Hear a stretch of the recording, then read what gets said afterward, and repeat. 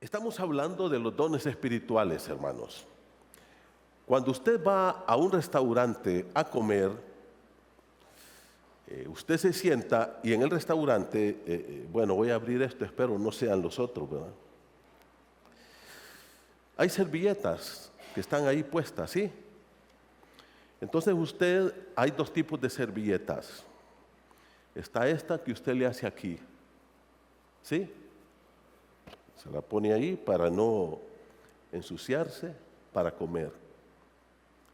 Pero hay otra servilleta que está así.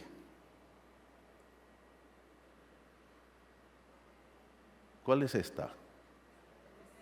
El mesero viene, buenas tardes, ¿en qué puedo servirle? Yo le hago una pregunta a usted esta mañana. ¿Cuál de las dos está usando usted aquí en la iglesia? Vamos a ver. ¿Cuál de las dos servilletas está usando? ¿La de aquí? Sentadito. Sírvanme, por favor. Denme. ¿O la de aquí?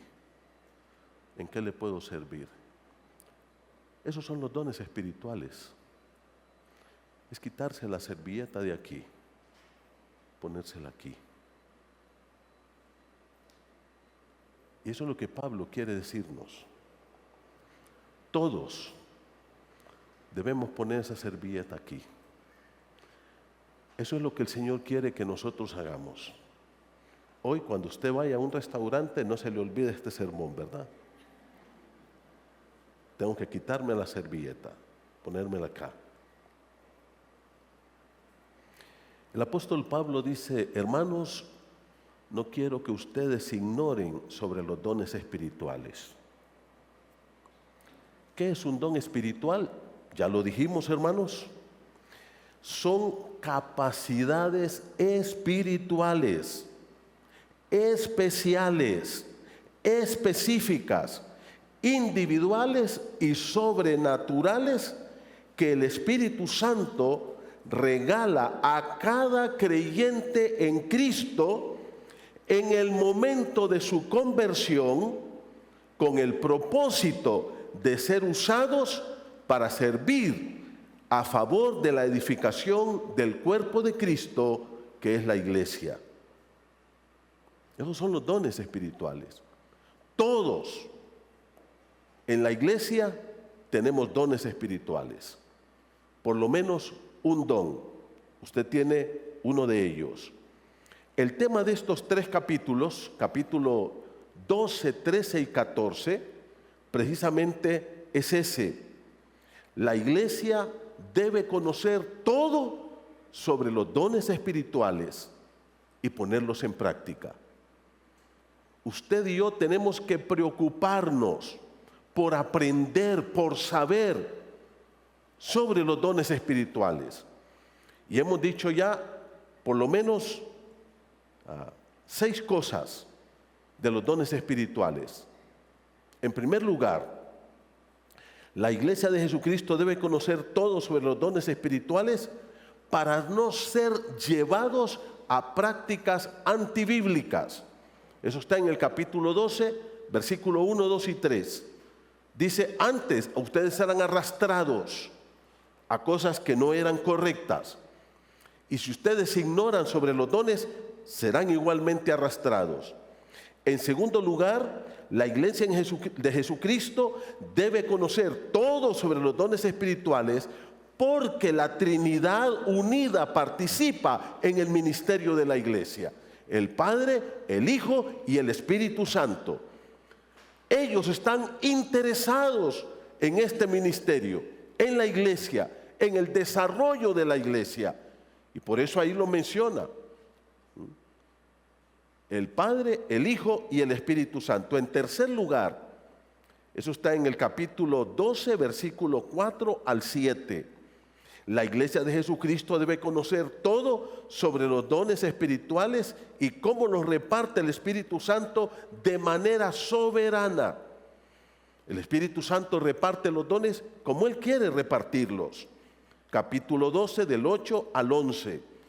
En cuarto lugar, la iglesia de Jesucristo debe conocer que el uso de los dones espirituales debe producir unidad en el cuerpo de Cristo. Es una variedad donde todos nos vamos complementando de tal forma que estamos perfectamente unidos como cuerpo de Cristo. Entonces ahí, lo que a mí me falta, ustedes lo suplen. Y nos vamos uniendo más y más. Por eso son los dones. En quinto lugar, la iglesia de Jesucristo debe saber que Dios colocó cada miembro en el cuerpo de manera estratégica y necesaria. Tú estás colocado dentro de la iglesia. Dios te ha colocado, hermano, de manera estratégica, necesaria, de tal forma que tú eres necesario aquí en la iglesia. Necesitamos de tu presencia. La iglesia necesita de tu apoyo, de que tú te involucres en el ministerio, en el servicio para la gloria del nombre del Señor y para el desarrollo espiritual de la iglesia. En sexto lugar, y esto lo predicó el pastor Miguel la semana anterior, la iglesia de Jesucristo debe saber que los dones espirituales solo pueden ser usados por medio del amor.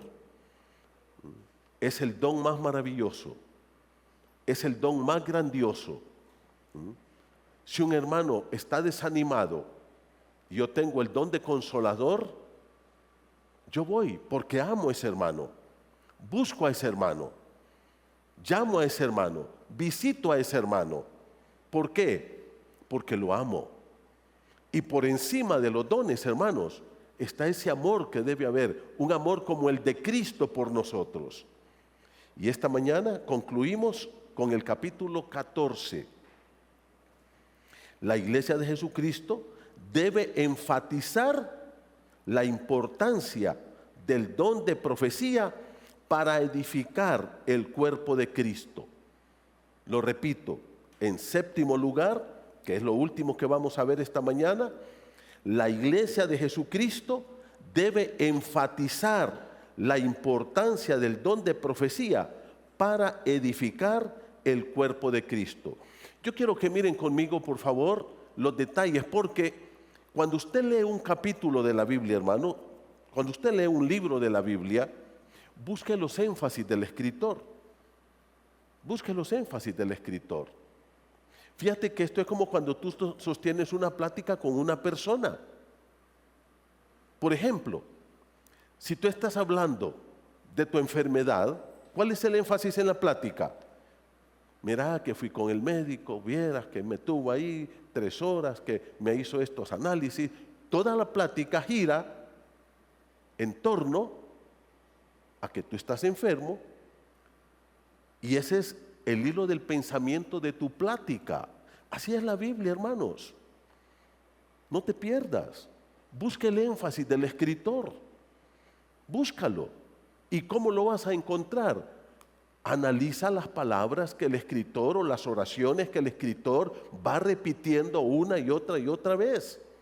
Eso yo ya lo he dicho aquí varias veces. Cuando tú lees un capítulo, diga, ¿cuál es la palabra que se está repitiendo? Y luego, ¿y por qué repite esa palabra? Mire conmigo, por favor, capítulo 14, versículo número 2. Voy a leer rápidamente. Porque el que habla en lenguas no habla a los hombres sino a Dios, pues nadie le entiende. Primero, ¿qué dice? Nadie entiende. Ya me está diciendo que yo al venir aquí, ¿qué tengo que hacer? Tengo que entender. Por eso, al venir aquí tenemos que venir preparados para explicar la palabra y que todos entendamos. Versículo 3. Pero el que profetiza habla a los hombres para edificación, exhortación y consolación. Verso 4, versos 5 al final, dice, porque mayor es el que profetiza que el que habla en lenguas, a no ser que las interprete, para que la iglesia reciba edificación. ¿Ya lo ven?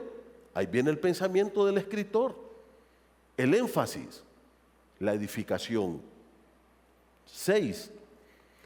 Ahora pues, hermanos, si yo voy a vosotros hablando en lenguas, ¿qué os aprovechará sino hablare con revelación o con ciencia o con profecía o con doctrina. Otro punto, ¿cuál es? Aprovechar. Hermano, cuando tú vienes aquí, tenemos que aprovechar estos minutos. Y no los vamos a aprovechar desperdiciando este tiempo en cosas que no edifican. Ya lo vamos a ver más adelante, como el apóstol Pablo lo enfatiza. Venir aquí para aprovechar nuestro tiempo.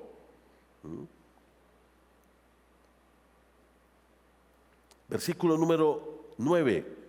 Así también vosotros, si por la lengua no diereis palabra bien comprensible, ¿cómo se entenderá lo que dices? Comprender y qué? Y entender. Dar palabra comprensible y entender esa palabra. Verso 10. Tantas clases de idiomas hay seguramente en el mundo y ninguno de ellos carece de ¿qué? Significado. 11. Pero si yo ignoro el valor de las palabras, Pablo dice, las palabras tienen un sentido, un significado, un valor. 12. Así también vosotros, pues que anheláis los dones espirituales, procurad abundar en ellos para edificación de la iglesia. Todo esto está unido en ese hilo de pensamiento del escritor. 13. Por lo cual el que habla en lengua pida en oración poder interpretarla. Hay que interpretar para que la gente entienda. 14. Pero mi entendimiento queda sin fruto. Otra vez, el entendimiento. ¿Qué debe tener mi entendimiento al venir aquí? Tiene que tener fruto. ¿Y cómo lo va a tener? A través de entender y a través de poder comprender lo que aquí se enseña. Versículo 16, al final, pues no sabe lo que has dicho. 17, porque tú a la verdad bien das gracias, pero el otro no es edificado. Edificar, decir cosas comprensibles. 19, pero en la iglesia prefiero hablar 5 palabras con mi entendimiento para enseñar. La iglesia es para enseñar la palabra, no es para desperdiciar el tiempo. Versículo 20 al final, pero maduros en el modo de pensar. Aquí el pensamiento. 23, así pues toda la iglesia, si pues toda la iglesia se reúne en un solo lugar y todos hablen lengua, ¿no dirán que estáis locos? 26, ¿qué hay pues, hermanos? Cuando os reunís, cada uno de vosotros tiene salmo, tiene doctrina, tiene lengua, tiene revelación, tiene interpretación. Hágase todo. ¿Dónde se debe hacer todo? En el culto público. Versículo número 26. Cuando os reunís, todo lo que se hace aquí, ¿cuál debe ser el propósito? Versículo 26 al final, para edificación. Hermanos, todo el capítulo, el énfasis es el culto público y todo lo que se hace en él debe edificar a los hermanos. Aquí no estamos nosotros para desperdiciar el tiempo, para entretener a la gente, para que usted se sienta bien aquí. No. Estamos para hablar la palabra de Dios de manera comprensible. Ahora, este pasaje tiene 2 partes. El capítulo 14 de 1 Corintios. Ya vimos el énfasis. ¿Cuál es el énfasis? Todo en la iglesia es ¿para qué? Para edificar. Y la palabra edificar quiere decir crecer, quiere decir madurar. Quiere decir que usted y yo, mi hermano, tenemos que fortalecer nuestra vida espiritual a través de este tipo de reuniones. Por eso es importante la congregación. Dios quiere que tú te congregues. Dios quiere que tú vengas al culto. Dios quiere que nosotros perseveremos domingo tras domingo en congregarnos. Por eso dice, cuando se reúnen. Y el propósito es que juntos, a través de nuestros dones, nos edifiquemos mutuamente, maduremos, crezcamos, ¿a través de qué? De la palabra del Señor. Este capítulo 14, les dije yo, tiene dos partes. La primera parte es del verso 1 hasta el versículo número 26. Esa es la primera parte. Y la segunda parte del versículo número 27 al versículo número 40. Vamos a ver. Hoy me quitaron el reloj de enfrente, así es que no respondo. No es culpa mía. Ahí me levantan la mano cuando ya estén cansados, ¿ok? Hermanos, ¿saben ustedes que el propósito de el culto es edificar? Es madurar. Pablo ya lo dijo en todo este capítulo, lo vimos, ¿no es cierto? Lo fuimos llevando verso por verso. Entender, aprender, madurar, crecer. Pero fíjese usted que, por ejemplo, si va conmigo al libro de Efesios, busque conmigo Efesios 4. Ahí también nos habla de los dones espirituales. Busque conmigo Efesios capítulo 4, por favor. Vaya conmigo a la palabra del Señor. Mire cómo dice.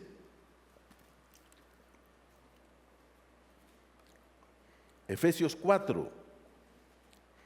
Vamos a leer el verso 11. Dice la palabra del Señor: y Él mismo, ese que descendió, que subió, que es Cristo, constituyó a unos apóstoles, a otros profetas, a otros evangelistas, a otros pastores y maestros. Estos son los dones en la iglesia. Ahora, mira el versículo número 12. ¿Qué dice? A fin de. Esta palabra quiere decir con el propósito. ¿Qué propósito, hermanos?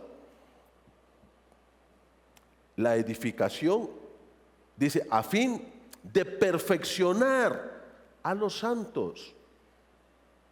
La palabra perfeccionar acá quiere decir que maduremos espiritualmente, que nuestras vidas vayan siendo transformadas, cambiadas. Mire lo que dice el verso 12: para la edificación del cuerpo de Cristo. Lo mismo que Pablo dice en 1 Corintios, solo que esta carta, la carta a los Corintios, fue escrita más o menos en el año 56 y esta carta fue escrita más o menos en el año 60, 63 después de Cristo, unos pocos años después. Pero el propósito es el mismo. Dice, versículo 12, para la edificación del cuerpo de Cristo. ¿Cuál es el propósito? Que dejemos de ser niños. Versículo número 13, hasta que todos. ¿Cuántos deben de crecer en la iglesia, hermanos? ¿Cuántos debemos de madurar? ¿Cuántos? No un grupito, todos. Pero aquí hay un problema, porque a veces ponemos nuestros dones, y aquí hay una cantidad de hermanos que están poniendo sus dones al servicio tuyo, pero a veces la gente no quiere crecer, la gente no quiere madurar. La madurez requiere lo que dice el apóstol Pedro, poniendo toda diligencia. Segunda de Pedro, léalo usted en el capítulo 1, dice, hay que poner diligencia, esmero, pero a veces no queremos. Yo te hago una pregunta en esta mañana. ¿Tú estás permitiendo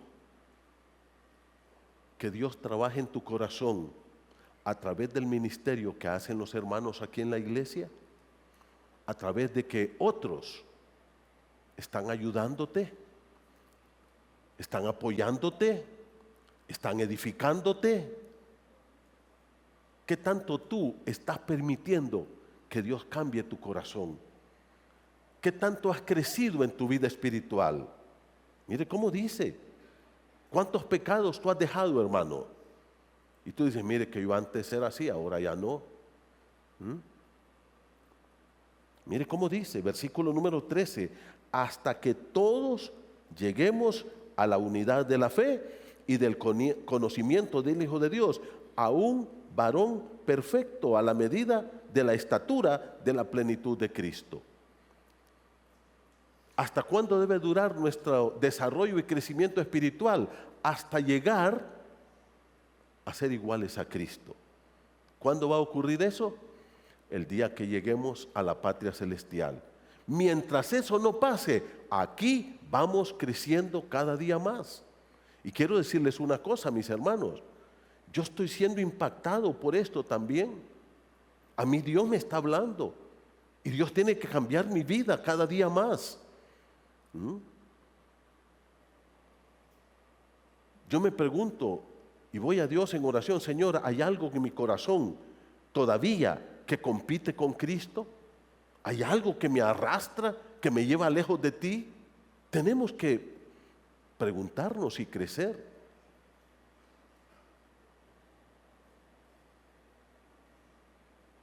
Hay hermanos que durante la semana se preparan, se esfuerzan, trabajan, vienen aquí para servirte, para edificarte, pero ¿estás permitiendo tú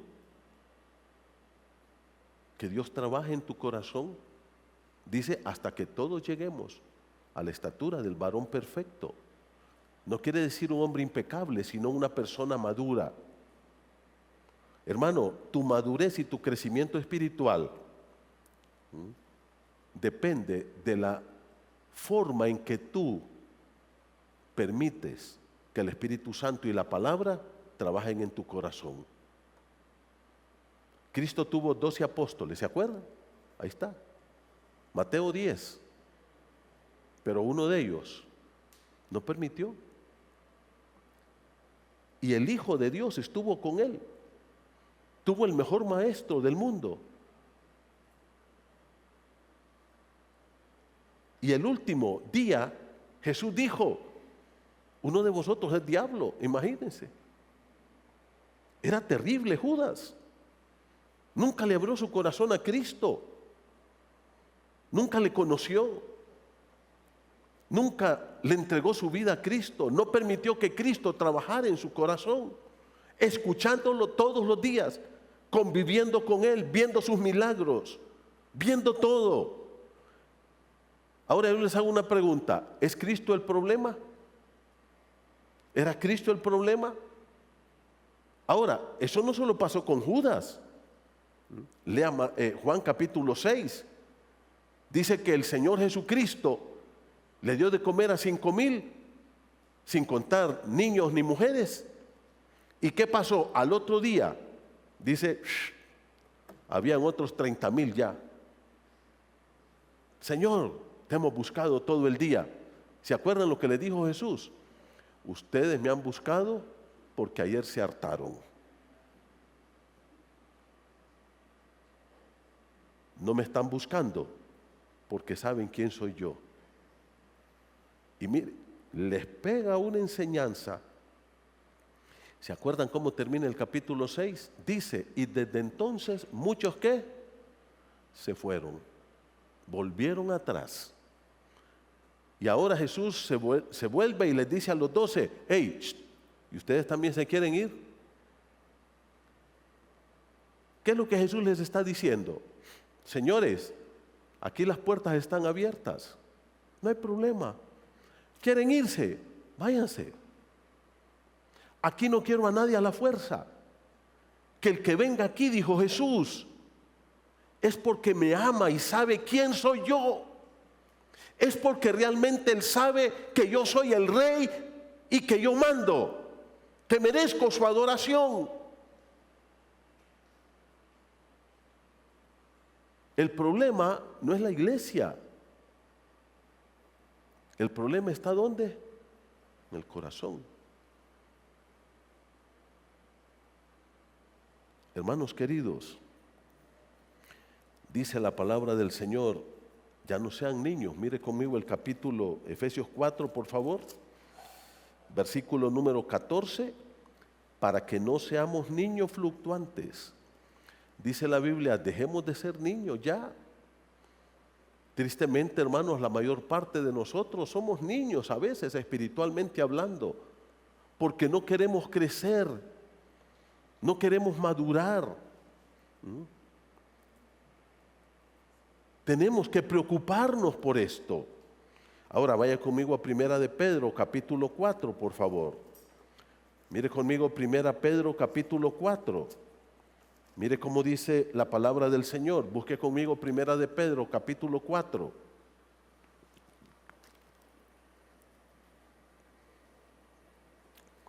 Leo para ustedes el verso 10. Mire cómo dice 1 de Pedro 4:10, por favor. Dice, cada uno, óigame hermano, ¿qué significa cada uno ahí? ¿Ah? Tú y yo, todos. Según el don que ha recibido. O sea, tú has recibido un don. ¿Qué dice? Ministrelo a los otros. Sirva a los otros con este don. Como buenos administradores de la multiforme gracia de Dios. ¿Cómo se le llaman los dones aquí? Multiforme gracia de Dios.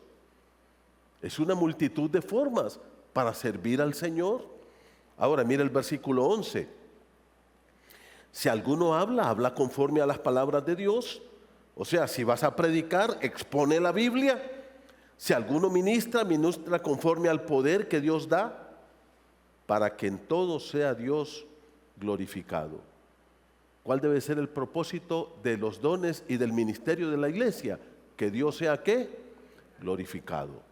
Entonces, los dones no persiguen más que dos cosas, no más. Uno, ¿cuál es? Glorificar el nombre del Señor. Y dos, edificar la vida de los hermanos. Es hermoso, ¿no es cierto? Y hermanos, Dios nos toma del mundo a veces con una cantidad de pecados, de deformaciones, de pensamientos aberrantes. Y es aquí, en la exposición de la palabra, en la ministración mutua, donde Él va cambiando nuestras vidas. Por eso es la edificación. Y quiero decir, vaya conmigo por favor a 1 Corintios capítulo 14. Como ustedes pueden ver, los dones, dice primero, cada uno tiene un don. Dice, cada uno conforme el don que ha recibido. ¿Qué tiene que hacer? Póngalo en práctica. Ministre a los otros. Y ahora entonces, hermanos, yo les dije, este capítulo 14 tiene dos partes.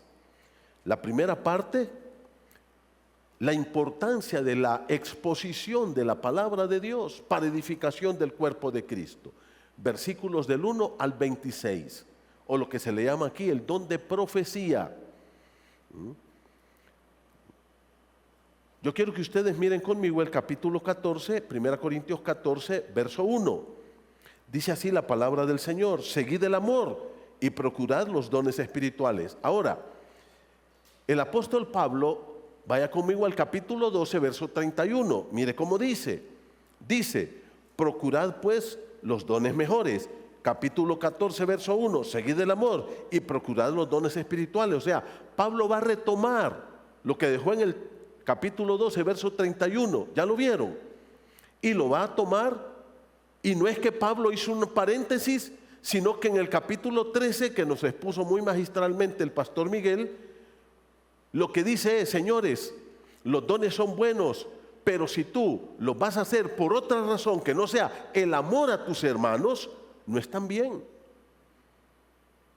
Aquí no estamos para ganar aplausos, reconocimientos, títulos, diplomas, porque estamos sirviendo al Señor. Estamos para glorificar el nombre de Dios y para edificar el cuerpo de Cristo. Ese es el propósito de los dones. Pero ¿cómo debemos hacerlo? Con un amor genuino para nuestros queridos hermanos. Y ahora entonces el apóstol Pablo retoma la enseñanza. Y ahora Pablo dice, miren, si hay algo que es importante en la iglesia acá, es el don de profecía. Porque eso edifica la iglesia.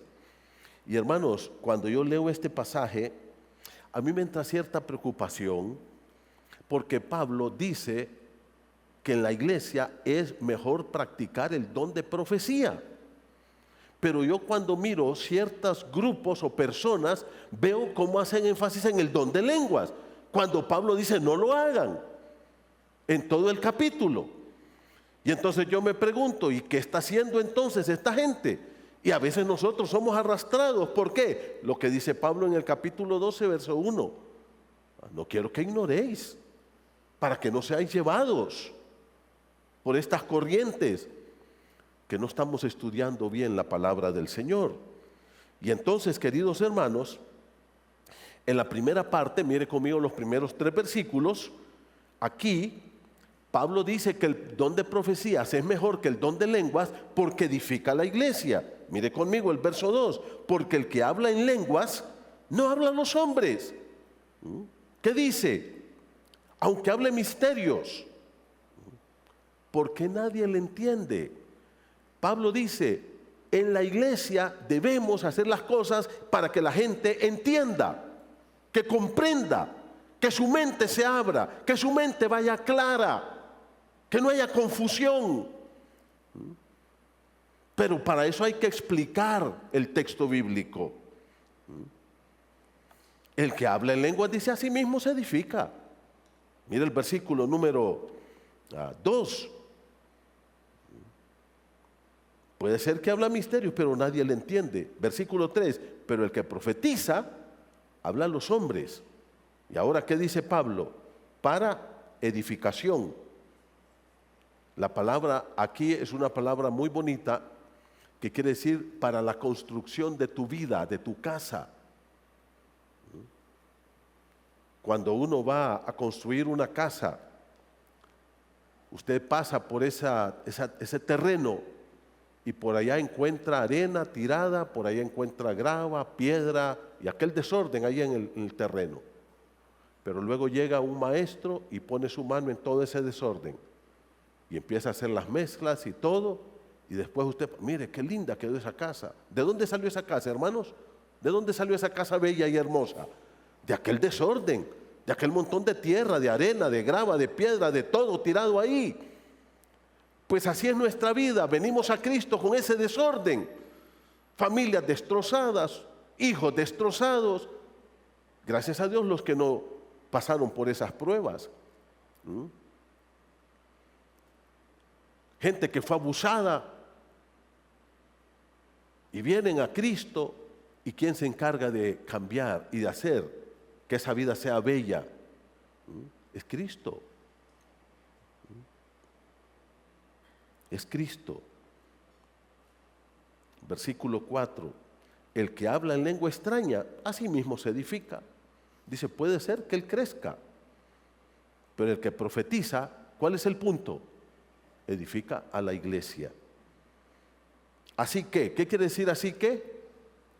En vista de esto, que el don de profecía es más importante, que el don de lenguas está aquí abajo. ¿Qué dice Pablo? En vista de eso, quisiera que ustedes hablaran en lenguas, pero más que ¿qué? Que profetizaran. Hermanos queridos, debemos entender que hay dones en la Biblia y son diversos. Y por ejemplo, hay dones de maestro o de enseñanza o de pastor que tienen que ver con esto, con la exposición. Pero lo que Pablo está diciendo aquí es que debemos permitir que la mayor parte de hermanos evalúen si tienen este don para edificar a la iglesia. Eso es lo que está diciendo. Y que no hagamos énfasis en que todo el mundo tiene que hablar en lenguas. ¿Qué es lo que Pablo está diciendo aquí? Más bien está haciendo ¿qué? Restringiendo el uso de las lenguas. No sé si ustedes lo miran conmigo o es que yo estoy equivocado. Pero si ustedes miran, lo que Pablo está diciendo es, dejen de usar el don de lenguas en público. Y más adelante lo vamos a ver. Por ahí de la 1:30 de la tarde.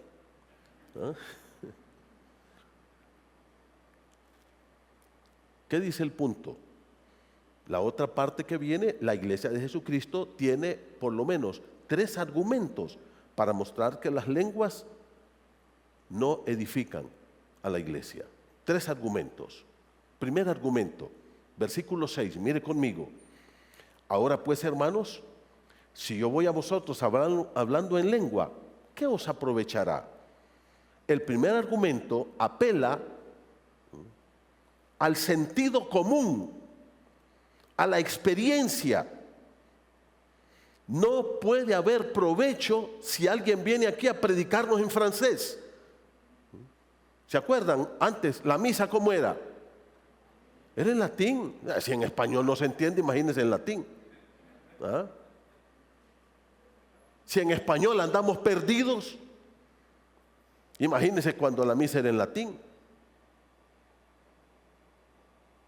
La lógica, dice Pablo, nos dice que uno tiene que hablarse para entenderse. Si alguien viene aquí a hablarnos en chino, cuando Leslie se pone aquí nos empieza a hablar en japonés, que no entendemos nada. Ahora que está ahí en Japón, sí, allá se está dando gusto hablando japonés. Pero ¿qué tal si ella le fuera a hablar español a los japoneses? Y está loca, ¿qué está haciendo aquí hablándonos así? La lógica te dice Pablo, que no puedes estar hablando lenguas en la congregación. Segundo, los instrumentos. Mira el versículo número 7. Ciertamente, dice el segundo argumento en contra de las lenguas, del uso de lenguas en el culto público, las cosas inanimadas que producen sonidos, como la flauta o la cítara aquí es el arpa, si no dieren distinción de voces, ¿cómo se sabrá lo que se toca? Imagínense ustedes, tenemos nosotros un equipo de instrumentos y tienen una armonía preciosa, ¿no es cierto? Cuando estos maestros se paran aquí, empiezan a tocar, qué lindo se escucha. ¿Ah? Pero si de repente, hermano, Josabed está tocando su teclado aquí, empieza a tocar como que fuera pandero, como que fuera trompeta, uno dice, bueno, ¿y qué pasó? Y de repente Iván Daniel, que está tocando ahí la batería, empieza a sonar diferente. Pablo dice, no, cada instrumento tiene ¿qué? Su propio sonido. Y Pablo dice, imagínense la trompeta que se suene. Mire lo que dice el versículo 8. Y si la trompeta diera sonido incierto, o sea, la trompeta se usaba ¿para qué? Para llamar al ejército a la guerra. Y de repente sale el trompetista llamando al ejército, pero suena como lira o como arpa. Dice, ¿quién se va a preparar para la batalla? Los soldados estarían confundidos. ¿Y qué es esto? ¿Qué hacemos? Lo mismo ocurre cuando la gente se pone a hablar y a gritar lenguas en la iglesia. ¿Qué hacemos? Nadie entiende. Es locura. Eso es lo que Pablo está diciendo acá. Vienes aquí, tienes que entender. Tienes que comprender la enseñanza. Tienes que salir edificado. Y luego Pablo pone un tercer argumento. El primero, la lógica. Segundo, los instrumentos musicales. Tercero, los idiomas. Corinto era un puerto donde llegaban muchos marineros. Y ahora mire lo que dice el versículo número 9. Así también vosotros, si por la lengua no dieres palabra bien comprensible, ¿cómo se entenderá lo que dices? Porque hablaréis al aire. Ahí llegaban marineros a Corinto que empezaron a hablar en otros idiomas de otros pueblos. Y la gente decía, yo no entiendo nada. No sé lo que estás diciendo. Pablo dice acá, los idiomas son para comunicarse, para entenderse. Por tanto, dice, no estén hablando lengua en la congregación, porque eso no se entiende. Pablo aquí, hermanos, en el verso 9, cuando dice, si por la lengua, se refiere a esto, ¿ok? A ese instrumento que tienes en la boca, esa es la lengua. Pero cuando tú usas la lengua, ¿qué dice que debes hacer? Dar palabra ¿qué? Comprensible. Yo a veces digo, ¿y qué están diciendo estos cuando están hablando en lengua? ¿Ah? Ni ellos mismos entienden. Y vamos a ver, que lo que Pablo está hablando aquí no es jerigonza. ¿Ah? No es jerigonza. Es un montón de sonidos guturales que dan ahí, que uno dice, ¿qué están diciendo estos? No, dice que son lenguas angelicales. ¿Qué lenguas angelicales? Si los ángeles hablan nuestro idioma, no me vengan con cuentos chinos a mí. La Biblia no dice que cuando los ángeles llegaban a hablar con la gente les hablaban en idiomas angelicales. ¿En qué idioma les hablaban? Cuando el ángel llegó a hablarle a Cornelio, ahí en Hechos 10, ¿en qué idioma le habló? En el idioma que le entendía, ¿sí o no? Le habló griego. Le dijo, manda ya a traer a Pedro. Y cuando Pedro llegó, ¿en qué le habló? En el idioma que todos entendieran. Porque ese es el propósito del culto público, es la bendición de entender la palabra de Dios. De que tú seas edificado. Pablo dice, cuando hablan, usan su lengua, hablen cosas comprensibles. Mírenlo usted en el versículo 9. Si por la lengua no dieres palabra bien comprensible, y aquí la lengua no es idioma, es la lengua física, cuando tú la usas y hablas, ¿qué debes dar? Palabra comprensible. ¿Cómo se entenderá lo que dices entonces? Y entonces, ¿a qué estamos hablando? ¿Qué dice Pablo? En el verso 9, ¿a qué hablamos? Al aire. Nadie nos entiende. Usted se va y, ay, mucha de esta gente, qué lindo estuvo el culto, vieron cómo gritamos y saltamos y hablaron lengua. ¿Pero qué entendiste? Nada. Entonces, ¿a qué fuiste? ¿Hablaron a qué? Al aire. Eso no está bien. El culto no es así. Eso lo dice la palabra de Dios. La iglesia debe conocer la inutilidad de las lenguas si no hay interpretación. Mira el versículo número 14. Dice la palabra del Señor, porque si yo oro en lengua desconocida, mi espíritu ora. ¿Pero qué dice? Pero mi entendimiento queda sin fruto. Aquí, entender con la mente, con el cerebro. Hermano, Dios te dio 1 kilo de cerebro en la cabeza para que tú lo abras y puedas entender la palabra de Dios. ¿Y qué dice la palabra aquí? Que tu entendimiento al salir de un culto debe producir ¿qué? Fruto. Tú dices, mira, entiendo lo que dice el pasaje. Y miren el verso 15, me encanta, dice, ¿qué pues? Dice Pablo, ¿oraré con el Espíritu? Claro que sí, pero también vamos a orar ¿con qué? Con el entendimiento. Y ahora miren la otra cosa, cantaré con el Espíritu, pero también ¿con qué voy a cantar? Con el entendimiento. Esto no es de cantar lo que nos dé la gana, tenemos que entender lo que estamos cantando. Cuando usted está cantando, tiene que entender lo que dice esa letra ahí.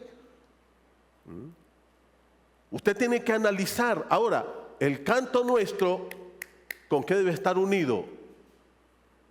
Todo lo que hacemos, ¿con qué? Con la palabra. Hay gente que ni sabe lo que canta. Yo digo, ¿y ese canto? A veces vamos con mi esposa, pongo la radio, espérate, déjame ver si es cristiana o no esta radio. Cantos que no hablan de Dios, que estimulan solamente el emocionalismo, el sensualismo. Aquella chica californiana que cantaba cantos, pero usted se los podía dedicar al amante, a la mujer, al hijo, al novio, pero también a Dios. ¿Cómo es eso? Un canto es para Dios y es para Dios. Punto. Yo no puedo estarle cantando a Dios y al mismo tiempo a mi esposa. Si yo quiero cantarle a mi esposa, bueno, voy a buscar los de José Luis Perales, pero no voy a buscar los de los cantos cristianos.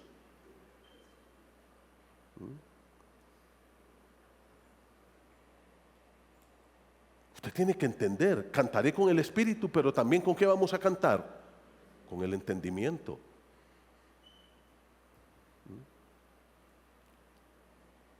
Hay unos músicos ahí que se llaman Tercer Cielo.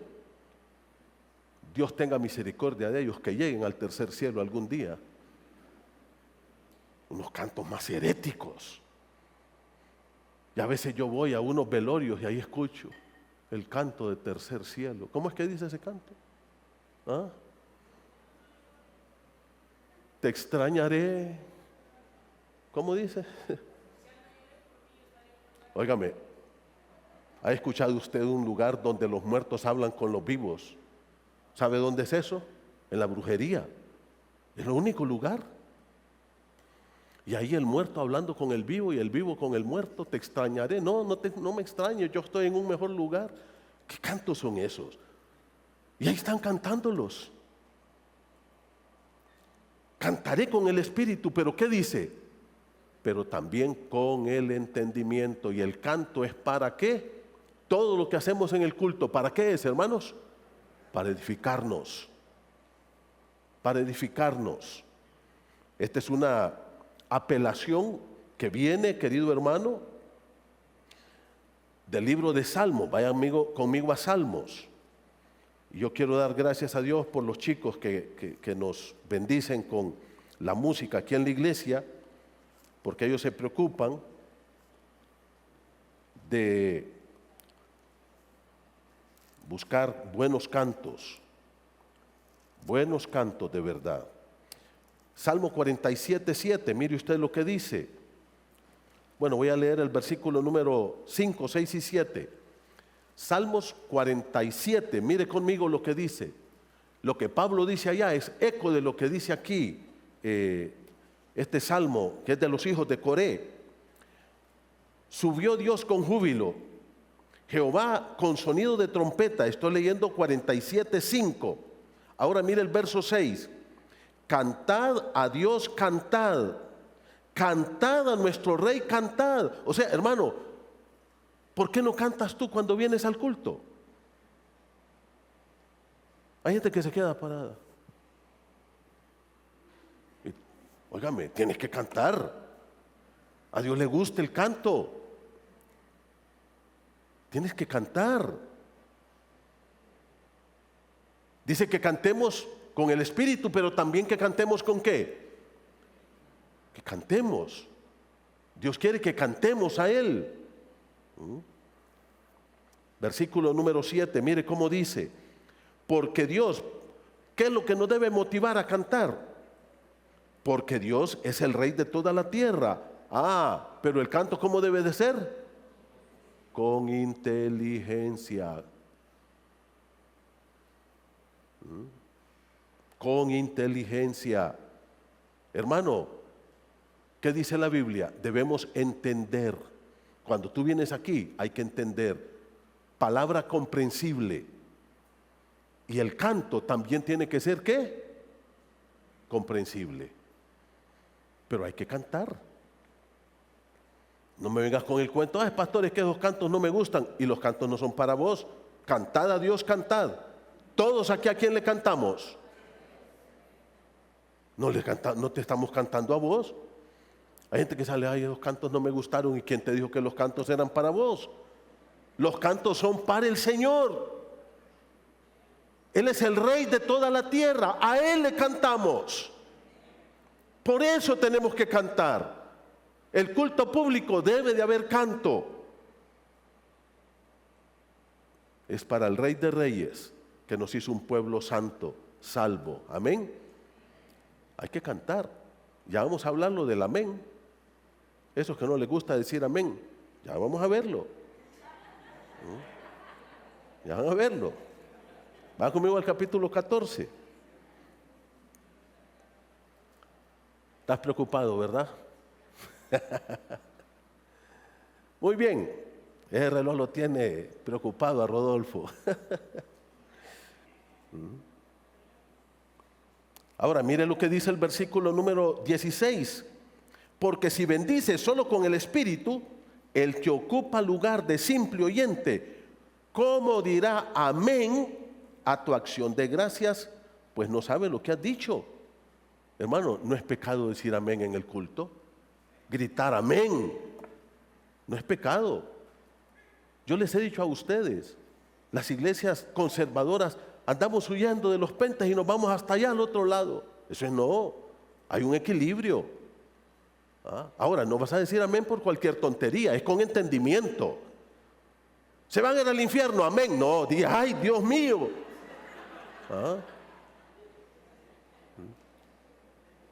No, el amén también es con entendimiento. Pero hay que decirlo, mire cómo dice el texto. ¿Cómo dirás amén? Cuando Pablo estaba predicando, ¿qué decía la iglesia cuando Pablo afirmaba algo hermoso de Dios, del pueblo de Dios? ¿Cómo decía? Amén.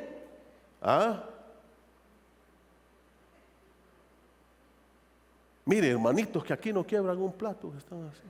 Hasta la aureola se les mira. Celebrando al Señor. Y no se mueven. Son inconmovibles. Nada los conmueve. Los miro en el estadio saltando para ese montón de inverecundos, como dice mi amigo Carballosa. Y allá sí gritan y saltan. Y aquí no dicen ni amén. Cantar. Hay que cantar. Que todo Tegucigalpa nos escuche. Cantar fuerte con el corazón a nuestro Dios, porque Él es el Rey grande y a Él le cantamos. Y decir, ¿cómo? ¿Cómo? Hay que decirlo con fuerza. Amén. Sin miedo. Y no es que eres pentecostal. Eres hijo de Dios. Y por eso dices amén. Pablo dice, ¿cómo va a decir amén? Ahora, ¿cuándo decimos amén? Cuando entendemos. ¿Cómo decimos? Amén.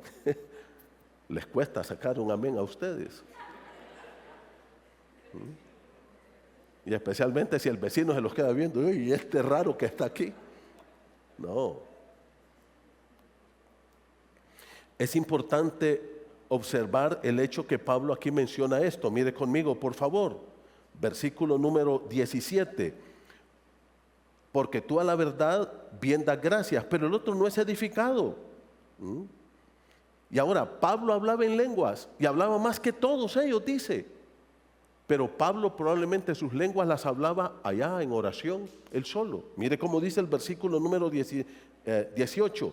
Doy gracias que hablo en lenguas más que todos vosotros, pero en la iglesia prefiero hablar 5 palabras con mi entendimiento para enseñar a otros que 10,000 palabras en lengua desconocida. Ahora, hermanos, cuando Pablo dice aquí, yo voy a la iglesia y prefiero hablar 5 palabras que me entienda bien la gente lo que le estoy diciendo. Pablo está hablando aquí de palabras, de idiomas, ¿sí o no? Son idiomas. No era jerigonza, eran idiomas. Y entonces Pablo nos llama a ser maduros, a crecer. Versículo número 20, hermanos, no sean niños en el modo de pensar. Hay que ser niños, ¿qué dice? En la malicia. Y ahora entonces Pablo da a entender, o la iglesia debe entender, que la profecía va a ayudar a la conversión incluso de los impíos. Mire lo que dice el versículo número 21. En la ley está escrito en otras lenguas y a otros labios hablaré a este pueblo y ni aun así me oirán. Esta es una cita de Isaías 28. ¿Qué es lo que está diciendo Pablo aquí, hermanos?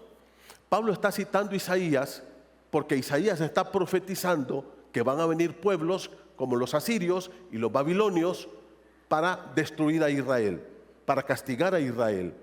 Ahora, ¿qué lengua hablaban estos? Idiomas que los hebreos no conocían. Entonces Dios dice, voy a traer a estos pueblos con idiomas que no conocen y lo que voy a traer es un juicio a través de esta gente. No los van a entender. Y la idea es, aunque los miren ahí y entren, ni aún así se van a convertir. Y aún así, en otras lenguas, van a escuchar y van a ver el juicio y no se van a convertir. Pero ahora, ¿qué dice? Pero cuando les hablamos en nuestra lengua, mire lo que dice el versículo número 22. Así que las lenguas son por señal, no a los creyentes, sino a los incrédulos. ¿Por qué? Porque él debe de escuchar. ¿Y qué dice? Pero la profecía no a los incrédulos, sino a los creyentes. Sí, pues, toda la iglesia se reúne en un solo lugar y todos hablan en lenguas. Y entran los indoctos o incrédulos, estos son la gente no creyente, ¿no dirán que estáis locos? ¿Qué dice Pablo? No pueden todos gritar lenguas en la iglesia. Mire cómo dice, si se reúnen en un solo lugar y todos hablan lenguas. ¿Por qué a veces hay gente que está promocionando que todo el mundo grite lenguas en la iglesia, cuando aquí dice que no? Que aún si viene la gente que no conoce a Cristo, ¿qué van a decir? Estos manes están sobados de la cabeza, están locos, ¿qué les pasa? Pero si les hablamos y ellos entienden, dice, van a entender que necesitan a Cristo. Mire lo que dice, versículo número 24, pero si profetizan y entra un incrédulo, por todos es convencido y por todos es juzgado. ¿Y qué? Se va a postrar y va a rendirle su corazón a Cristo, porque va a entender el mensaje, porque el evangelio tiene que entenderse, tiene que predicarse con claridad, que la gente que viene entiende el mensaje del evangelio. Conclusión, versículo 26. ¿Qué hay pues, hermanos? Cuando os reunís, cada uno de vosotros, esto me encanta a mí, escuche esto. Hermanos, no sé por qué en nuestras iglesias no se permite o no se motiva a la participación de los hermanos. Eso de las transmisiones nos amarra un poco. Y hay gente que dice, y si le digo a la gente, ¿a quién quiere contar un testimonio y paz? Y sale con una loquera. Pues hay que programarlos. Pero mire cómo dice el verso 26. Cuando reunís, ¿de qué está hablando? ¿Del culto público, sí o no? Ahora mire, ¿qué dice? Cada uno. ¿Cada uno de quién es? Ustedes. ¿Qué dice? ¿Tiene salmo? ¿Tiene doctrina? ¿Tiene lengua? ¿Tiene revelación? ¿Tiene interpretación? Hágase todo para edificación. Hace muchos años yo fui a visitar una iglesia. Me llevó el doctor Carballosa. Llegamos, había unos 50 hermanos ahí. Y en eso se paró un hermano y dijo, bueno, hermanos, vamos a comenzar nuestra reunión. Y luego oró y se sentó y una hermana se pone de pie y dice, hermanos, quiero que cantemos este canto, me encanta este canto. Y mira, empezamos todos a cantar el canto. Y luego se para otro hermano y dice, hermano, yo quiero que oremos porque mi hija está enferma y no está bien de su salud y me preocupa, oremos por favor. Y todos nos pusimos a orar. Y cuando acordé, se paró un hermano y dice, bueno, hermano, vamos a estudiar la palabra. Una participación hermosa de todos ahí. Yo digo, ¿cuándo aquí vamos a escuchar un testimonio de un hermano que venga a decir, hermanos, esta semana me pasó esto extraordinario? Eso ayuda a la fe de los hermanos. Que alguien venga, hermanos, oren por mí, por favor. Mi mamá, mi hermano o yo necesito que oremos, estoy enfermo, estoy enferma. ¿Por qué no lo hacemos? ¿Por qué no abrimos espacios? Hermanos, quiero cantar un especial, un canto para el Señor, acompáñenme. ¿Ah? ¿Qué dice Pablo? Cada uno, ¿sí o no? Tiene esto, tiene lo otro. Debe haber más participación en el culto público. Debe haber más participación. ¿Cuántos de ustedes esta semana tuvieron una bendición de Dios extraordinaria? ¿Ah? ¿Cuántos tuvieron? ¿Y por qué no contarla? Y fortalecer la fe de los hermanos. ¿Ah? ¿Por qué no hacerlo? ¿Cuántos tuvieron un problema que quieren que oremos por él? ¿Cuántos? Varios. ¿Por qué no hacerlo? Es que tenemos un programa. 2 cantos, el anuncio de Raúl, otros 2 cantos, la predicación del pastor. Y ya cuando vienen esos 2 cantos, ya viene el pastor a predicar. Ya sabemos hasta lo que va a pasar, ¿sí o no? Eso no está bien. Eso no está bien. Eso es legalismo. Eso es enmarcarnos en algo que la Biblia no nos dice. La Biblia dice que el culto público debe ser participativo. Y todos los hermanos deben decir ¿cómo? Amén. ¿Ah? Termino ya. Ahora Pablo pasa a la segunda parte y va a decir, hermanos, las reglas de los dones y de las mujeres. Las reglas. Yo quiero que miren el verso 27. Asimismo, si habla alguno en lengua extraña, ¿de qué va a hablar ahí? De las reglas para el uso de lenguas en la iglesia. Segundo, versículo 29. Asimismo, los profetas. La segunda regla es del don de profecía. Y tercero, versículo número 34, vuestras mujeres. 3 reglas va a poner aquí Pablo. ¿Ok? ¿Cuáles son las reglas, hermanos? Bueno, primero, no deben hablar más de 2 personas lenguas en la congregación. Versículo número 27, si alguien habla en lengua extraña, sea por 2 o 3, no más. Primera regla.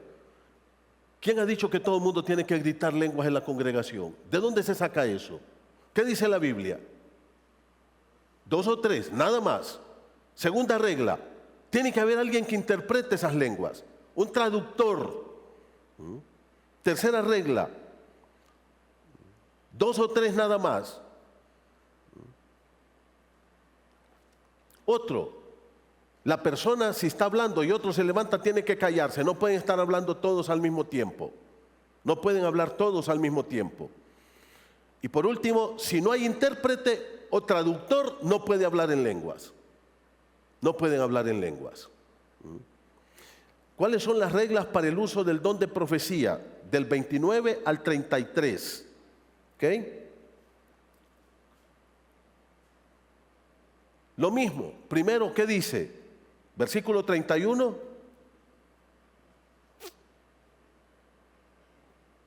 Versículo 29, perdón. Hablen 2 o 3. Primera cosa, no puede hablar todo el mundo en la iglesia. Segundo, ¿qué dice? Los demás juzguen. O sea, evalúen si lo que estamos enseñando es correcto. Eso es lo que está diciendo. Segundo o tercero, por turnos. Mira el versículo número 30. Y si algo le fuere revelado al otro que estuviera sentado, calla el primero. No puede estar todo el mundo gritando en la iglesia. ¿Sí o no? Amén. Eso es lo que dice la Biblia.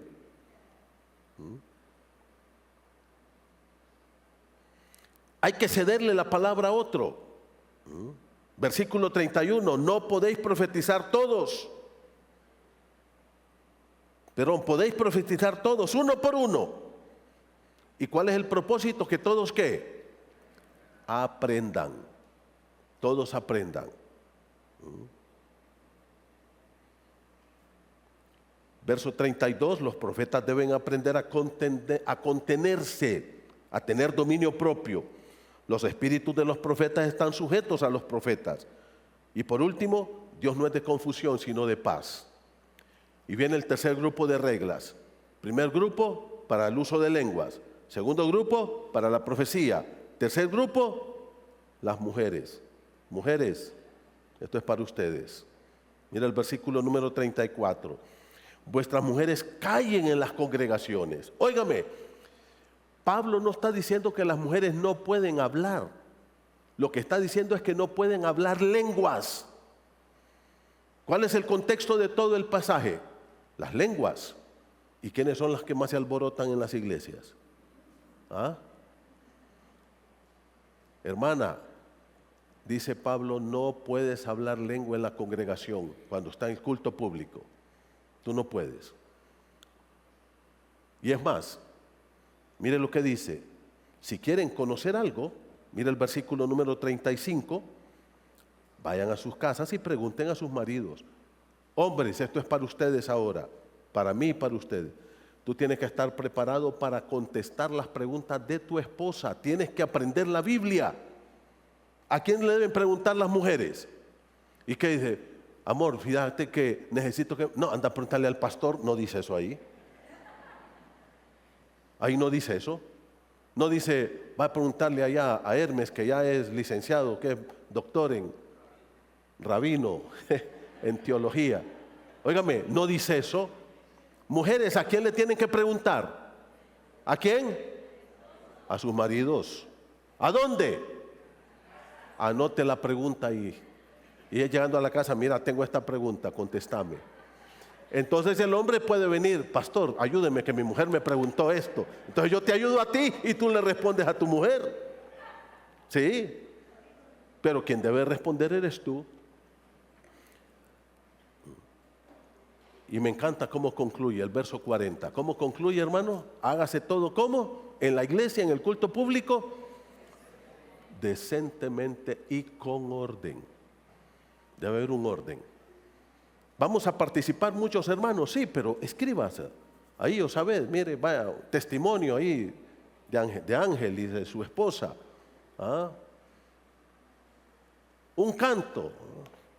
Va a cantar el pastor Raúl con su familia. Pero hay que abrir la participación.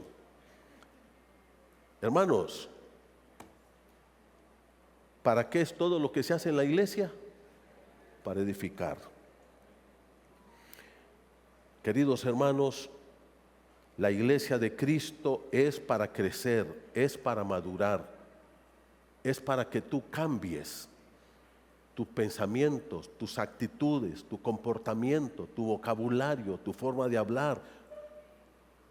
Y eso solo lo vas a permitir cuando tú dejes que el Espíritu Santo y su palabra trabajen en tu corazón. Dios quiere edificar tu vida. Aquí hay muchos hermanos que están poniendo sus dones al servicio de Cristo y al servicio tuyo para que tú crezcas en tu vida espiritual. ¿Quién es el único que impide eso? Eres tú, cerrando tu corazón, no permitiendo que el Espíritu Santo trabaje en ti. Vamos a ponernos de pie. Yo quiero que ahí donde tú estás, tú le digas: Dios, yo quiero que tú trabajes en mi corazón. Yo quiero que tú me cambies. Quiero que tu palabra penetre en lo más profundo de mi ser y que haga cambios genuinos. Quiero madurar. Dile ahí con tus propias palabras al Señor. Cierra tus ojos. Dile al Señor. Clámale esta mañana. Padre, gracias por este tiempo. Gracias por tu palabra. Es clara. El propósito aquí es explicar la Biblia, edificarnos con el uso de los dones espirituales. Mutuamente nos necesitamos, Señor, y que juntos podamos seguir creciendo para gloria de tu santo nombre. Que tu nombre sea exaltado y glorificado. Gracias, Padre, porque tú nos has capacitado para servirte. Que podamos amarnos con ese amor de Cristo y estar dispuestos para que nosotros, Señor, podamos interesarnos en la vida de los demás, ayudar a todos a crecer. Haz de esta iglesia una iglesia para gloria de tu nombre, para edificación de este pueblo y para predicar el Evangelio. Gracias, Señor, en el nombre de Jesús. Amén.